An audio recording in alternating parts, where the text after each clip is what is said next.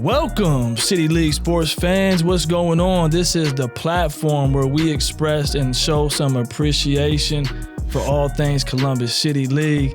Today on the show, we got a former Beechcroft Cougar, DeLano Thomas, in the house. What's going on, man? Say hello to everybody here in Central Ohio. Man, what's up, City League? Appreciate you having me. It's an honor and a pleasure, man, to be here. Yeah, we're excited to get into some stuff with you, man. For everybody out there that's listening, you know I'm your host, Dr. Vince Clarino. I'm grateful to take you on this journey we're going to go down today with Mr. Thomas, right? We're going to call you Mr. Thomas for a little while here. We're going to throw in some DeLanos, some Mr. Thomases, some Coach Thomas. We're going to throw all of that in there. But you're a Beechcroft guy, Northside kid. Where'd you grow up at? Man, I grew up everywhere in Columbus, man. Okay. I ended up in Beechcroft, but literally from elementary to 8th grade, we pretty much moved every year. So I was going to a different school pretty much every year. Oh, wow. Finally got grounded in the 8th grade. It was right there in the Beechcroft area. So it made sense for me to go there at that time. Yeah. I would suspect a lot of people didn't know that about you. And that's what you just shared from the very beginning speaks to how beautiful it is where you're at right now because of, everyone's path is a little bit different. And to have those challenges where you're kind of constantly moving around and you got something different that you're seeing. So you get to Beechcroft and it becomes home for you for your high school years and during that time. And then we're talking basketball, right? So let's dive right into it. Like you guys get a chance to do some special stuff in basketball. But without getting straight to the 99 season, you tell me what kind of memories you have from playing basketball at Beechcroft. Man, I'm going to go a little bit before that. Okay. I had a cousin that played at Mifflin, Sean Brooks. So, for me, that was my first look at City League. So I remember going to Mifflin games, checking out the Turner boys. They had a monster squad. It looked like grown men out there playing basketball. Yeah. And when my time came to go to Beechcroft, going into that, I was still a little under 6'4", somewhere in that little range right there, trying to still figure it out. Okay. But you had Sean Fountain and Sean McClendon and Butchie, and those guys are older than you, a little bit older than you. Yeah. That was that team that was coming in. So I did a lot of watching that first year. Okay. Just seeing what it looked like, but it was just grown man basketball at that point. Bodies was already developed. Mental was through the roof on how their IQs were. I had an opportunity to come in and play JV and watch that game, and I felt like that really helped me at that point. Because really, I ain't know no better, just kind of coming into that situation. Yeah. But was thankful to see those guys ahead of me and have those guys constantly, communicate with you, beat up on you. Certainly. Circle back again, communicate with you, beat up on you. That was a day-by-day process, and that was the toughness that you needed in that moment. Yeah. Who was coaching you all back then? Who was the coach at Beechcroft? It was Joe Dudas. Dudas. Okay. So what was it like though in general, just around Beechcroft, being a kid, Northside guy, Northside kid? What was it like in and around the building every day? I mean, did y'all have good camaraderie? What was the energy like in the building? I mean, it was great. It was great on that side. You know, I would say that was probably one of the biggest details right there that stood out the most. That really helped me now in what I'm doing now. But it was day one, like a brotherhood. You kind of already knew who was going to be your guys. It was a guy that at that point, Seegers was at that point. He was kind of like a substitute teacher. He kind of came in. I know he does like the radio and all that right now, but he basically brought in our group, our freshman group, and said, if y'all stay together, man, y'all gonna be real special. They're gonna have do something within your high school career. Yeah. So we 14, 15, we hear him, but we don't really hear him on what he's saying. But we actually click. You had some play football. Some guys was kind of doing some different stuff as well, but we was day one guys. We hung around each other every day. So that was huge, and that allowed us to build those relationships that we needed, towards the end and the years of being at Beechcroft. Yeah, the beauty of something like that, man, it can take simple words, and I share this with coaches all the time. Like you don't realize how much of an effect you'll have on a group of young people. And you just saying something simple like, and those words resonate with you all, right? And you specifically, here you are, you can remember those things being said to you 15, 16, 17 years later. Those words still mean something, and you're going, wow, like, right? It makes any person who's able to understand it, especially if you're in the work of dealing with kids and working with kids, it makes you a better person to be able to advocate and be, you know what I mean, and be that visionary leader. But I want to stick with it. So you guys come in, you got this group, school is good, things are happening well for you, and so then 99, let's just jump and no, we're not going to jump yet. I want to hear about. You tell me a moment, man, that's special for you that's not the Final Four run. We're going to get to the Final Four stuff, right? But you tell me a moment that's special that's not the Final Four game. I mean, you got to think in them years, it's a lot going on for you. My freshman year, like I said, it was an eye-opener. Was really trying to figure everything out. Sophomore year for us, we kind of got through into the fire. So pretty much that freshman year, they had a senior core guys that all graduated with Sean Fountain and their crew. But, yeah, we got fired that next year on being able to start right away. As sophomores? Yeah. Oh, wow, okay. Yeah. So pretty much that whole lineup that I spoke to you about, we was all, right there getting time. So that changed. So your mentality, you start to, your ability to have girlfriends. And yes, indeed. All that, feeling yourself a little bit. Yeah. But the part that stood out to me was I had to get humble in a lot of different ways of, just doing some of the wrong stuff at that time. I ended up getting myself, kind of kicked out of school at that point. And that I would say grounded me the most, because I was trying to figure it out on my own, but wasn't listening to the right people or wasn't listening to, my loved ones on what I needed to be doing and focusing on that. So to have it taken away from me and having to go to iPass at that point and really see the difference. This is what life is like at 15. No doubt. This is what to do. But thankfully, I was a student athlete, you could say at that time. And the principal and the people that I had built good relationships with at that point allowed me to come back. Yeah, so they advocated on your behalf. And that's not, and I didn't mean to interject, but that's not normal having, I'm a former building administrator. That's not normal that when a student has that type of challenge in a school that they advocate to have you come back and return to that same place. That humbling experience of like, okay, I'm at a school called iPass. I'm trying to act bad. I'm trying to act this way, but that's not really who I am. Right. That's not really how I was brought up. Yeah. Thankful to be able to, have another chance and come back that season. Because typically you get expelled, you're not allowed to come back into a Ohio school. Yeah. For me to be able to do that, come back, then finish that season. We were 4-17. We were struggling. On me, on not being there for my team. And I didn't understand the importance of the decisions I was making that was going to hurt more people than just myself at that point. Yeah. So, you kind of speed it up to that junior year. Mindset's a lot better than what it was. Not making the same mistakes I was making at that point. Be able to finish that year. We win the district. Okay. Okay. So that who'd y'all beat? Do you remember who y'all won in the district game? Man, I can't remember who. That's okay. I'm just, that's just, that's a nice accomplishment to come back from a year where you don't even go 500, and then to come back and get you a district championship, a district win is a pretty. That's a big deal. That's like a huge turnaround in one season. You know what I mean? definitely. We didn't go in as a high seed by no means. Right. At that point, I remember beating Marysville. That was a very, very good team at that point. Yeah.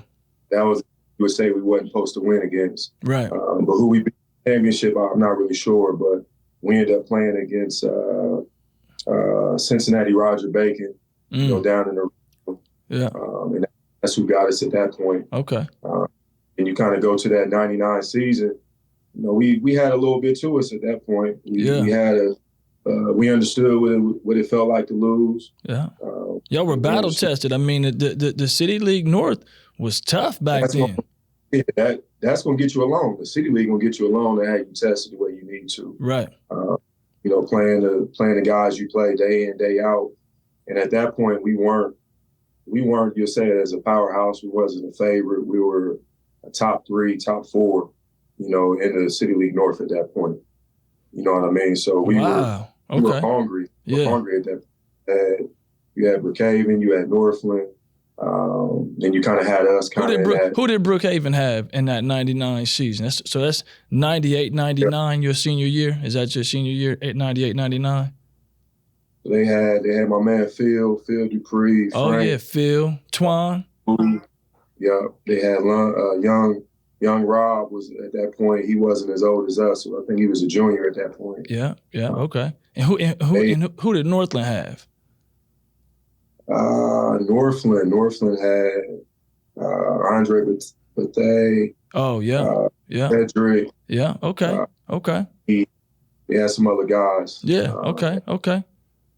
Yeah.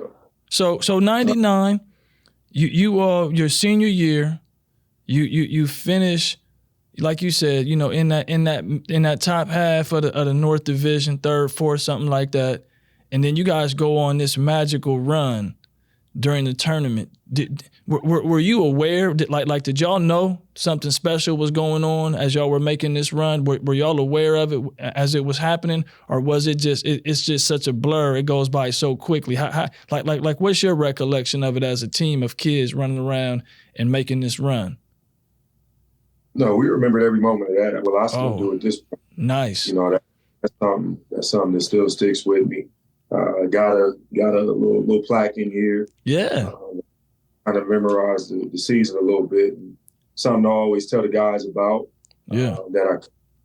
But I mean, we lost on senior night, and I think that we lost to Eastmore, at our place on senior night. That was one of the moments where they came in ready to play. They came in and took it to us. But that was that feeling like we can't lose again. Yeah. That was the last time we could possibly lose if we were trying to win it all. So, we had that experience of being a lower seed, the previous year, our junior year, to being a high seed, to kind of having some different games kind of lined up in front of us. I remember we played the Sales, and we had already played them in the regular season. So we knew what type of game that was going to be. Certainly. Then we played against Centennial, had to beat up on them. And you had, we think who was that? Bexley. Okay. We ended up playing to win it. Yeah. We kind of had just some different situations come about during that time from the district. We was able to win the district. Yeah. Regional, tougher at that point. Certainly. Playing different teams. But it was just. Where'd y'all play at? Where'd y'all have to go travel to? Bowling Green. BG, y'all had a nice ride. Y'all had to go all the way up there in Northwest Ohio. Yeah, played against a Lima school out there, Lima Shawnee. Yeah. They had a kid that ended up going to West V at that point. It was pretty good. Yeah. But I mean, that run it wasn't like everything made sense. It wasn't like we was just hitting on all cylinders with offense or defense. You could just tell we was connected enough when we made mistakes, we was able to get right back to it. Or if we were able to make a run, we were able to, stay on that run. So yeah, nothing really broke at that point. Who was on the team as a senior that was there when you were a freshman? Any names of guys that you remember that y'all were there together all 4 years? Yeah, we had whole starting 5, myself, Eric Bell. Okay, so Bell. Lamar Woods. Okay, Lamar, yeah. who passed away. Marcello, Damian, little guy Bink, Frank Sullivan. Yeah. So all 5 of y'all were freshmen there then together. Yeah, we had about 8 guys. Guys. That's a beautiful recipe, and that's a beautiful issue to have when you're a coach and you're a school man. You got that many guys that played as freshmen, and then you look up 4 years later and they're still there. Yeah.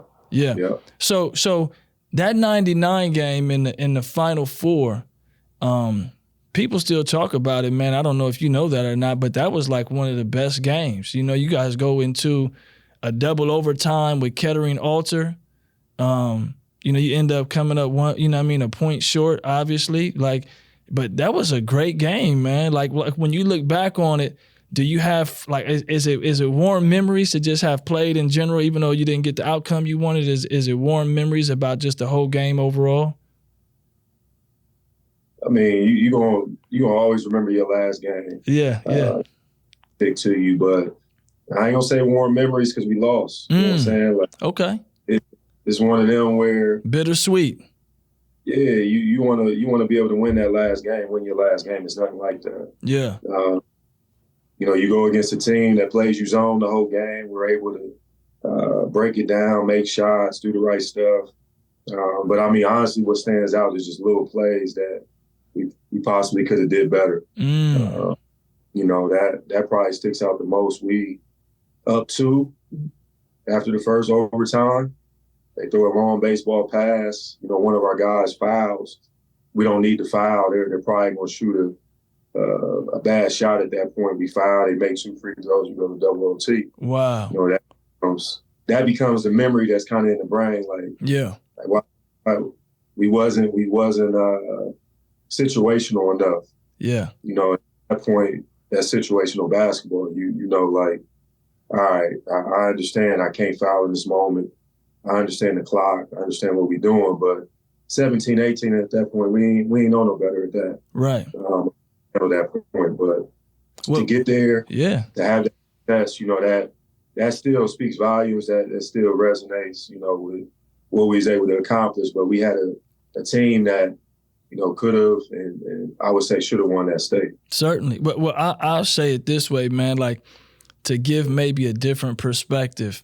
And I totally understand what you're saying. You sounded a little bit like a coach just now. We're going to get to that in a minute. You sounded a little bit like a coach, man. Hey, look, I'll share for a guy who's seen a lot of basketball and seen a lot of teams' journey. Like, man, there's a lot of positives in making it to a state Final Four. And I know when you look back on it, yeah, you want to win. But there's hopefully, man, like as time goes, you start to see the warm moments, man. And just being with the guys, having fun. You know what I mean? And just, you know, just those little moments that kind of get lost in the shuffle on the bus ride up to Bowling Green, you know, just going, you know what I mean? Like all those little things is what makes us and makes our journey special. I know we only have a little bit of time. So while I don't want to focus completely on, you know, what took place and during your run at Beechcroft and that Final Four run, and that was a fun season for you all. But speaking of journey, like your journey after high school then kind of takes you where? Because you've had such a interesting basketball path, you know, for the last 20 years. So just give us a summary, and then I'll pull out some sampling of kind of where your journey has taken you. And I'm talking about playing journey. We don't want to get into coaching yet, right? So your playing journey, you know what I mean? So you get out of high school, and then what? You know what I mean? You hit the summary line, and I'll hit pause when we need to if that works for you. No, that's perfect. You know, at that point, I needed the Prop 48. Okay. I had some D1s on me. Didn't have the test score. Had the grades, but at that point wasn't seasoned enough to understand. Like, okay, just go sit out at the D1, get better, get stronger. You know, I decided to go JUCO. I went to John Logan. Where's that at? That's in Carbondale, Illinois. Okay. So you left home then? Yeah. So that was big for me to get away. But they sold me. I know that's where George Reese had went. Okay. And then who went to South. Both of those guys went there, and Mark was there at that time. So it was huge for me to go somewhere where I knew somebody. So I decided to go there. Wasn't ready, went there for a semester, transferred to Clark State, another JUCO. Ended up going back to where one of my teammates was in Marcello. Ultimately finished at Shawnee State. That's where my guy Phil was at, Phil Dupree and Juan Lab, and those guys were there. So and Phil, did Phil get there? Didn't Phil originally go to like Fordham up in New York? Wasn't that Phil's story? Yeah, he went to Fordham, then Cochise, and then he went there with Lab. Okay. So, for me, it was like, okay, let me find somewhere where I know somebody.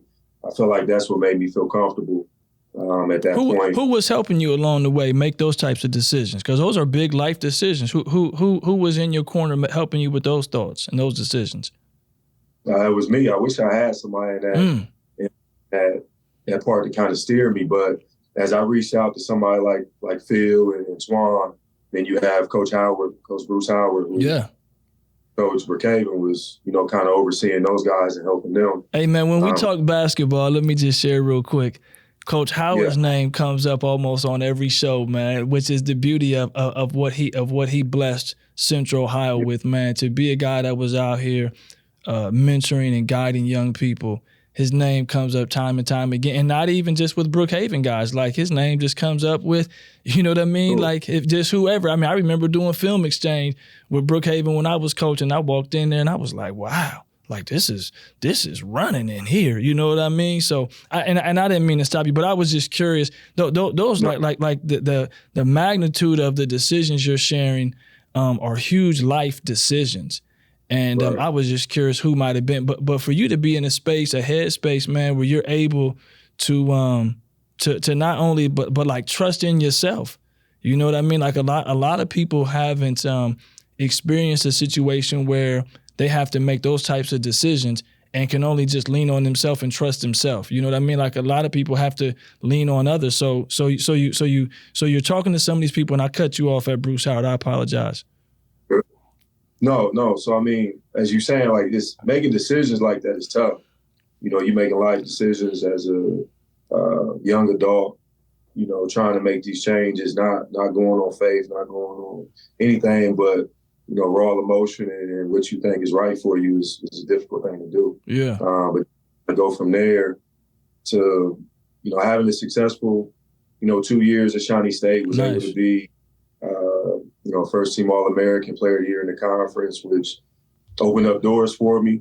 Also being 6'8" helped, but it allowed me to, go and be a professional. I started off in the ABA at that point. That was basically how the G League was. Yeah. To the league now. So, that was huge for me. Where'd you play at? Where'd you play at when you was in the ABA? At Texas. Okay. So it was called the Texas Tycoons at that point. Okay. So you had guys like Oliver Miller, from Jimmy Arkansas. King. Arkansas? Yep. Michigan, yep. Jimmy King, okay. Fab Five, like you had guys like that on that team. It was pretty all Texas guys, and it was me from Ohio on that team. Oh, is Jimmy and them Texas boys? Yeah, Texas boys, yeah. Yeah, that's good stuff, man. Okay. I think I remember that now that you say that. I think Jimmy and them guys were Texas guys, man. Yeah.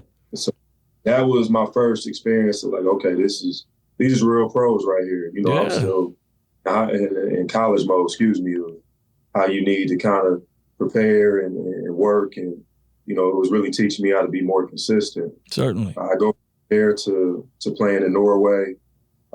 Norway, don't get a chance to play. I dislocate my hip 2 weeks before the season started. So from that was a setback to then going to Uruguay to Germany to back to Uruguay, then going to Norway again, winning the championship. Wow. Going to Brazil. Yeah, going to Portugal. So you were in, hold on, man. Your journey is getting so vast, right? Our listeners probably can't keep up, man. So say again, I'm sorry. That was just year after year how that worked for me. Yeah, so you spent time in Europe. I'm hearing you throw in South America. So here for our non-sports listeners, because we got listeners of all types, right? For our non-sports listeners, give them, put on your travel brochure hat, your travel agent hat. Like if somebody right now is planning a summer trip, tell them where to go. Where should they go visit? Not basketball thing. I just want you to tell me what was a beautiful space that you played at, and where should they go and visit? Most gonna be surprised when I'm gonna say Norway, man. Norway. I am surprised. I didn't expect. Okay, so go ahead. Let's give it to us. I mean, if you enjoy water and mountains and how that's gonna look, the scenery is crazy. It's a very clean country, very great food. Wow. You know, it's a good place to be at. It's a lot of money in that actual country, so you gonna enjoy yourself there. But on the side of people hearing where I've been, they gonna want to go to Brazil. Yeah, you know, that's one of them hot spots like that. But, certainly, fancy name, but that's why I asked you that question. So listeners, you heard it here, right? Travel agent DeLano Thomas is telling you to visit Norway. So hey, look, they're giving me some signs here. I told you it goes by fast, man. But I got a couple other things that I want to touch on. So we're not letting you get out of here today. So I want you to share with everybody, what are you doing now? Bring us up to speed. Bring everybody back home. Let everybody catch up to you. So you had this run. You got to play overseas. You got to see the world through the game of basketball, and then it brings you full circle to what? Tell us what you're doing now. Coaching now, man. I was fortunate enough, you know, after I finished playing to come back and be able to coach at Shawnee State. I was an assistant for 3 years. Took over in 2017 as the head coach. Nice. Did my six years as a head coach here. You know, been fortunate and blessed enough to, you know, win a national title. Been fortunate enough to put a guy overseas pretty much almost every year. Yeah. You know, to kind of bless them that way. Got guys literally graduating, you know, going to have, you know, great careers outside of basketball. Certainly. So that's probably one of the most rewarding things, being able to have guys come back to my wedding, being able to, you know, be into their weddings, see their kids. It's a total different thing right now. But really just trying to build everything through basketball, just trying to teach guys, you know, the importance of their time and their moments that they have, and, you know, these life lessons that I went through, that is not just about me, but I went through everything really to help that next person. So, you know, really just trying to use all that. I know my story is unique and a lot of stuff going on, but I totally understand that it's not about me. Yeah, well, let me share with you, man. Back home here, man, you know, we're proud of you and happy of you. So and I want to hear from your perspective.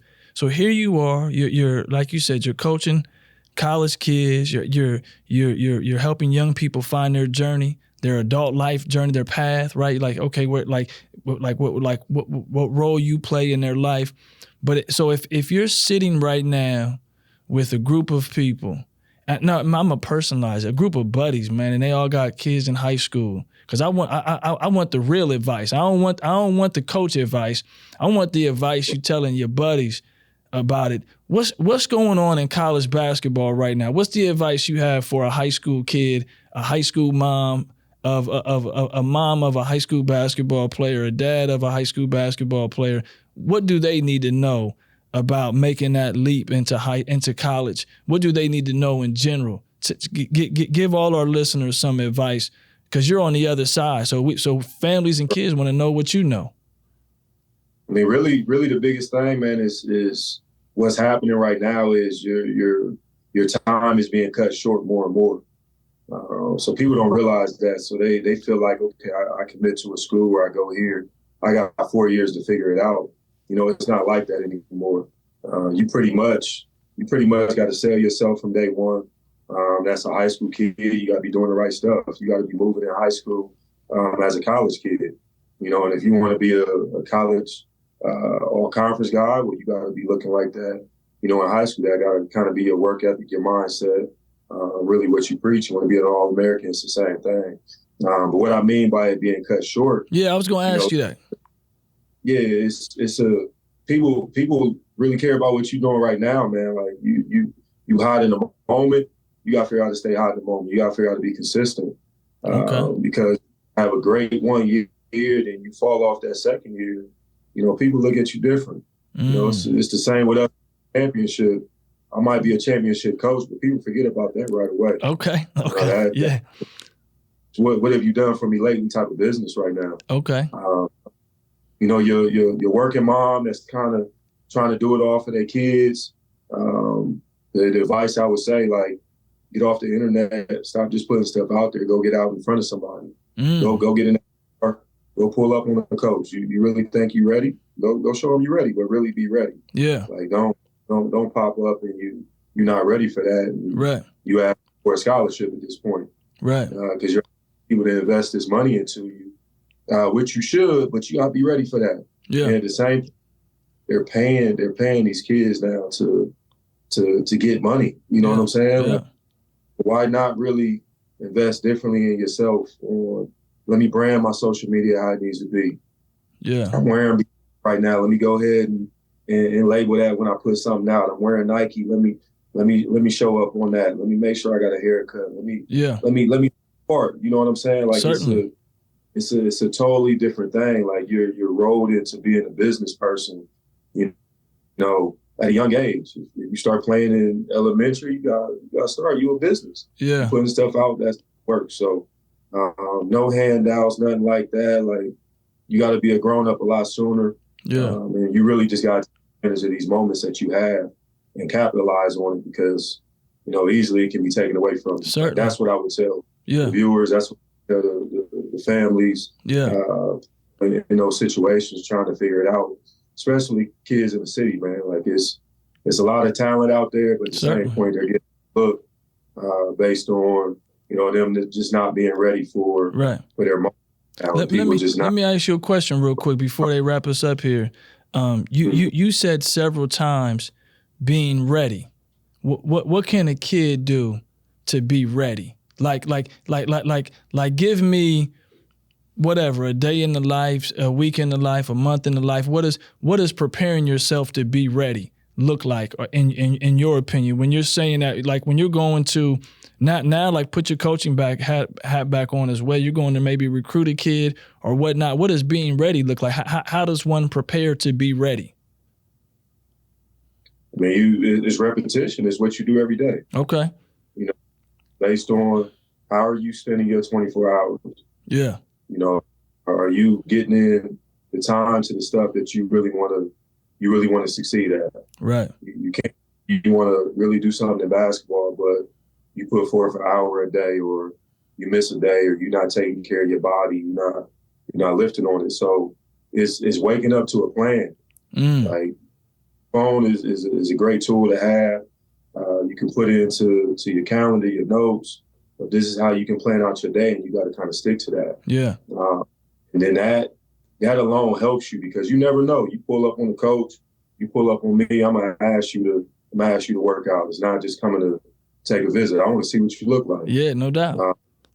Being in shape, that's going to allow you to do really so much more. Yeah. I'm not in shape. I'm not in basketball shape, but I can hit some jump shots, though. Hey, if I pull up on you, I could definitely still hit a couple of jump shots, Coach. If you put me in there, I may not be able to stop anybody like I used to, but I can definitely hit a couple of jump shots, man. Right.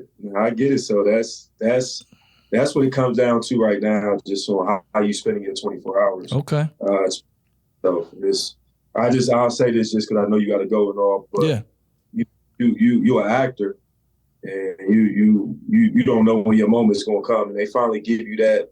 All right, you got 15 seconds to go ahead and show me what you got. Mm-hmm. That's it. That's right. That's your opportunity. It's not. You ready now? Nah, I'm ready. Like you show what you're worth. Certainly. Next thing you know, change your life. You change your life in a moment. Like that's what happened. Hey, I love that. That's a good piece for us to get out of here on. I'll share again. Like, hey, all I need you to do is call a flare screen for me, and I if you get me open over there on the wing, I'm gonna hit 2 out of 3 for you. You know what I mean? But hey, it has been a real delight, man, to be able to catch up with you and hear everything that's going on in your world. DeLano, you shared with us, like early life journey stuff. You shared with us being in high school and the camaraderie it takes to be with, your fellow classmates and lifelong lessons.